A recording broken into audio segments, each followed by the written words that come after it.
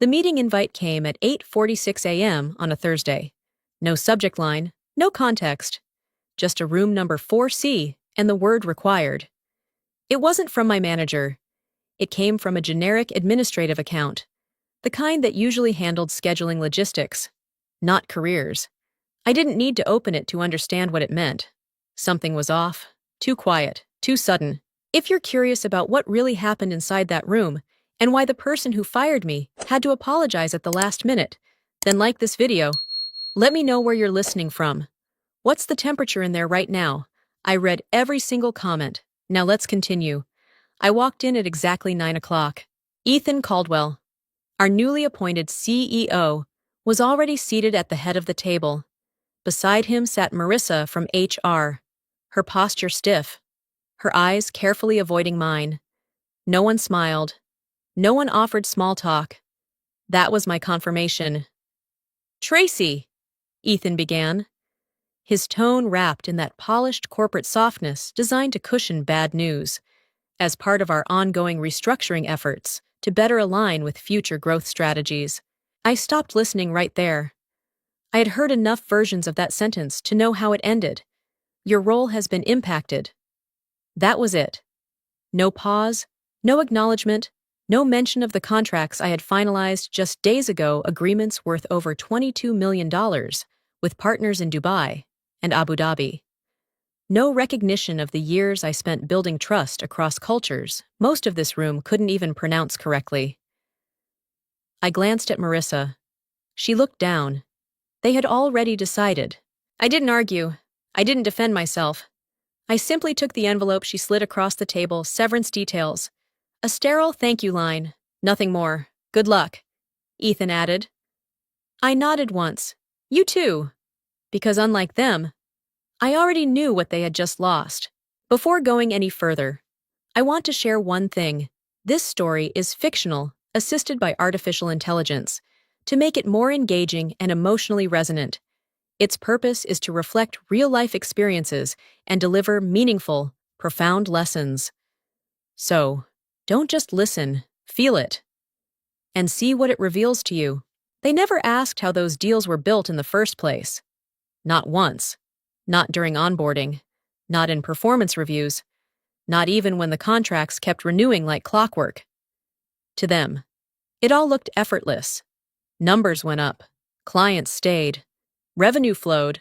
And I was simply the name attached to that outcome. Nothing more. At Apex Meridian, they loved dashboards, clean graphs, predictable metrics. They saw 3 major accounts under my name and assumed the work was routine. Translation, coordination, maybe a few late-night emails, something replaceable, something anyone with the right title could step into. What they never saw were the hours behind each signature, the conversations that didn't happen in English, the pauses where one wrong word could end a negotiation before it even began. I wasn't just translating language, I was navigating culture, expectation, respect. In some rooms, silence carried more meaning than speech. In others, a single phrase could determine whether a partnership lasted 5 years or 5 minutes. They didn't know I had spent years in Doha and Muscat, learning how trust was built long before contracts were signed. They never read the notes I wrote in Arabic, carefully shaping legal intent so it aligned with local customs. They didn't see the messages from clients who trusted me, not because of my title, but because I understood what couldn't be written in standard agreements. To leadership, it was simple: revenue in, stability maintained, replace the person, keep the system. But there was no system. There was only me. And the moment they reduced everything I did to numbers on a spreadsheet, they made the kind of mistake that doesn't show up immediately, the kind that waits quietly until the structure they thought was solid starts to collapse from the inside. The truth is, what I did was never designed to be visible. It lived in the spaces between decisions, in the timing of a response, in the choice of a single word that could either preserve dignity or unintentionally offend. You don't measure that on a dashboard. You feel it when a client chooses to stay, when a negotiation moves forward without friction, when silence is met with trust instead of doubt. I didn't learn that overnight. I earned it, years before Apex Meridian ever listed me on a payroll. I had already spent time in the region they were trying to expand into, not as a visitor, but as someone embedded in the work. I sat in rooms where deals weren't rushed, where conversations stretched over hours, sometimes days. Before a single clause was discussed, I learned that agreements weren't just legal documents, they were reflections of respect. In Riyadh, I once watched a negotiation pause for nearly 20 minutes because of how a sentence was phrased. No one raised their voice, no one walked out, but everyone knew the tone had shifted. That was the moment I understood something most executives never will. Language is not just communication, it's positioning. Over time, I became more than a point of contact. I became a bridge. Clients didn't just rely on me to translate contracts. They trusted me to interpret intent, to recognize when a hesitation meant concern, when a delay signaled disrespect, when a formal phrase carried an informal warning beneath it. That kind of awareness doesn't come from training sessions or corporate guidelines. It comes from immersion, from mistakes, from listening more than speaking. But none of that had a category in performance reviews. There was no column for cultural intelligence, no metric for trust preserved under pressure, no KPI for preventing conflicts that never surfaced because they were handled before they could escalate. So when leadership looked at my role, they saw something flat, something ordinary. They didn't realize they were looking at years of invisible work holding everything together. And once that kind of foundation is removed, there's no quick replacement waiting to take its place. I didn't go home and panic. I didn't call anyone to vent or replay the meeting in my head. Instead, I did something that probably would have confused them if they could see it. I cleaned. There's a strange kind of clarity that comes from putting things back in order when everything else feels like it's been taken apart.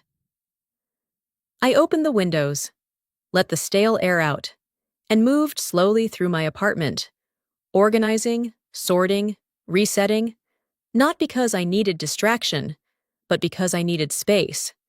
Space to think without noise, without their voices, without the echo of that room. The envelope they gave me stayed unopened on the table. By Saturday afternoon, I pulled out the boxes I hadn't touched in years.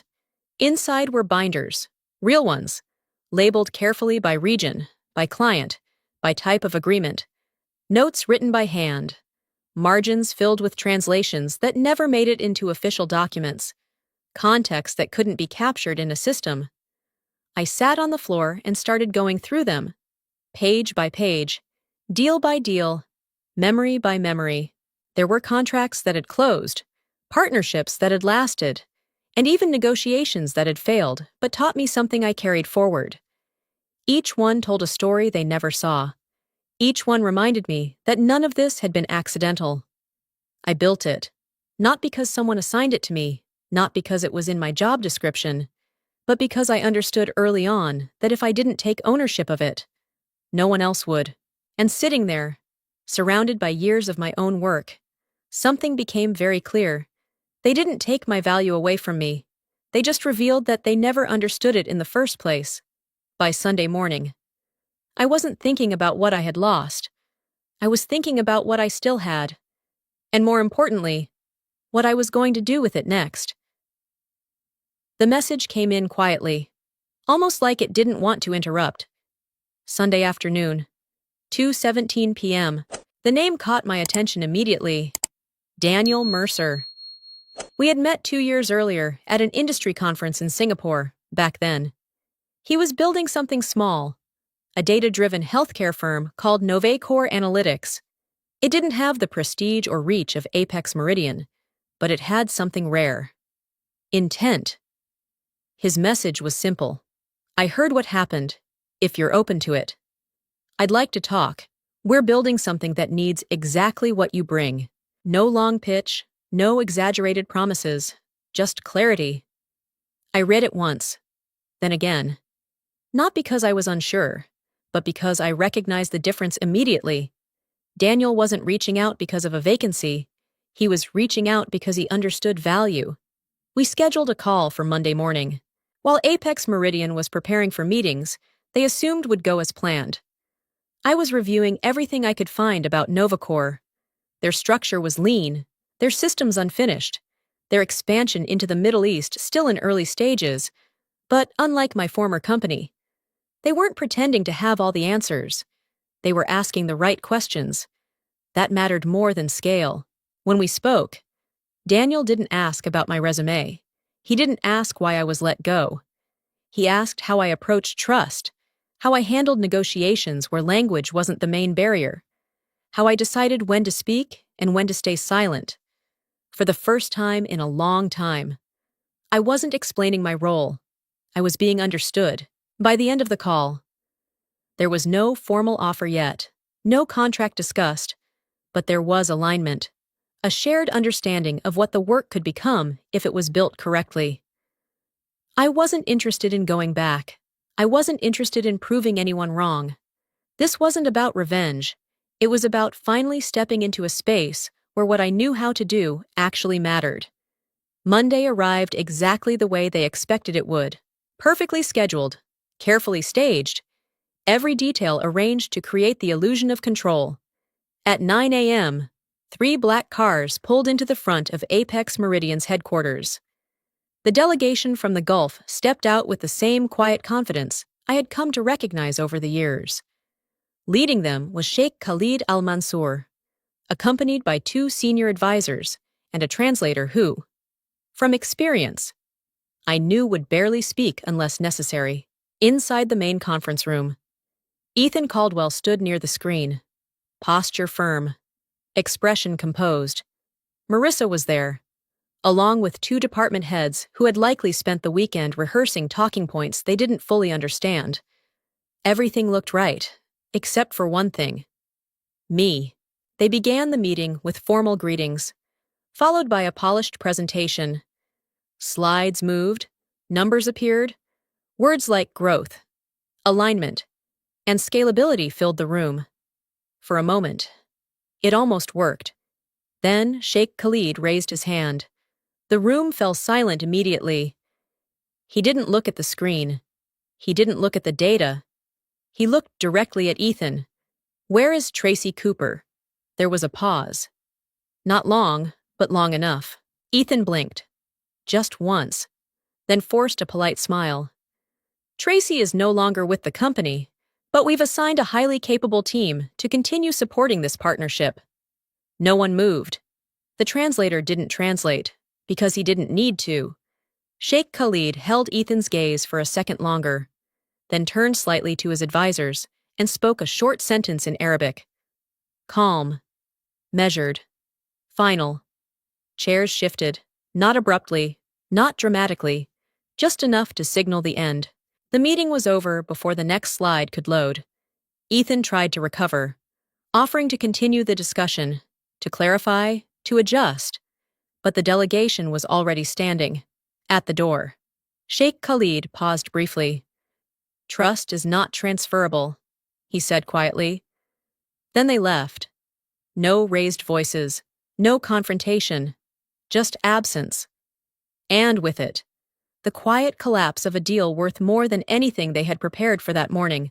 I didn't hear about what happened through any official announcement. There was no company-wide email, no urgent meeting invite, no statement from leadership explaining what went wrong. At Apex Meridian, silence was always the first response to failure. I heard it through fragments. A message from someone in legal. They walked out. A missed call from Jason in compliance. He didn't leave a voicemail, but he didn't need to. The timing said enough. Then a screenshot from a former colleague. Ethan standing behind the glass wall of the conference room, hands on the table, staring at the empty chairs where the delegation had been sitting just minutes before. That was when it started to spread.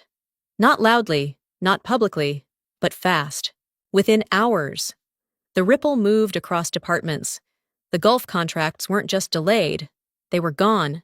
One deal canceled outright, 2 others frozen mid-renewal, a 4th partner requesting reevaluation of engagement terms, which in that region was a polite way of saying trust had already been broken.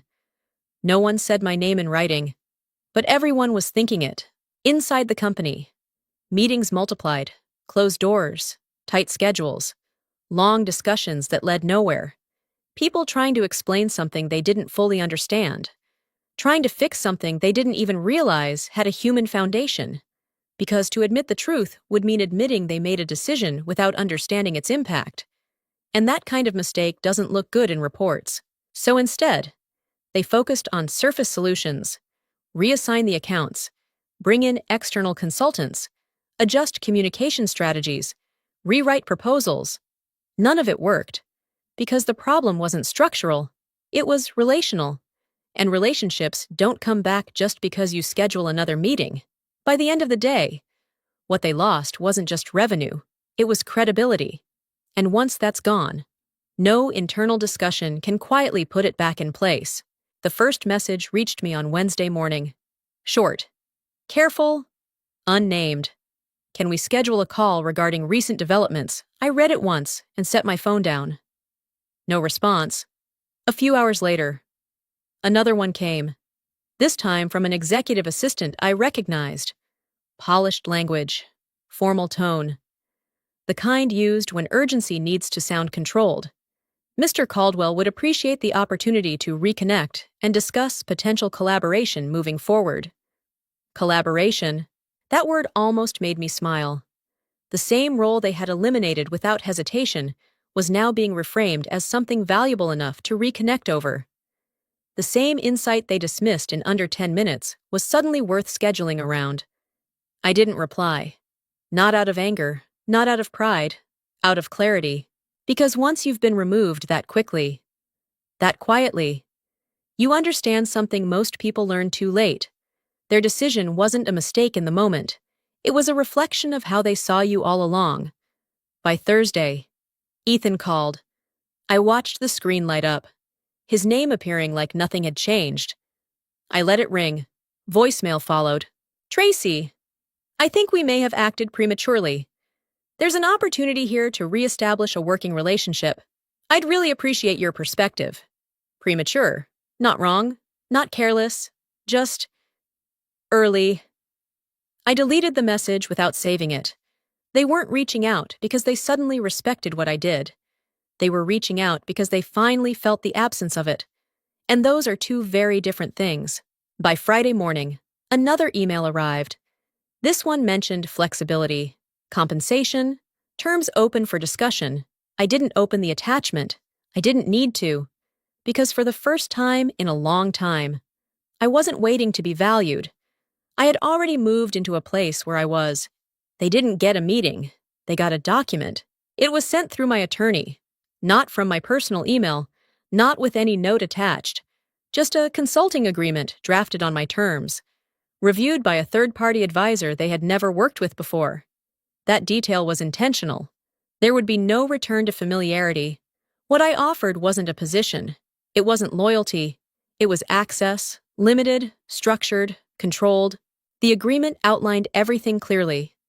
I would not report to Ethan Caldwell. I would not attend internal meetings. I would not train a replacement or rebuild what they chose to dismantle. My role, if accepted, would exist entirely outside their system. I would advise only on active client-facing matters. Nothing internal, nothing performative. The rate was double what they had paid me before. The timeline was fixed. The boundaries were absolute. They signed within 48 hours. Not because they agreed with it, but because they didn't have leverage anymore. The damage had already started spreading beyond what they could contain. Calls weren't being returned. Messages were being delayed, and in that region. Delay is rarely accidental. Meanwhile, at Novacore Analytics, everything moved differently. Daniel gave me full autonomy from the start. No unnecessary titles. No layers of approval that slowed decisions down. I was brought in as a strategic lead, not as a support function. The difference was immediate. We weren't trying to patch broken relationships. We were building new ones correctly.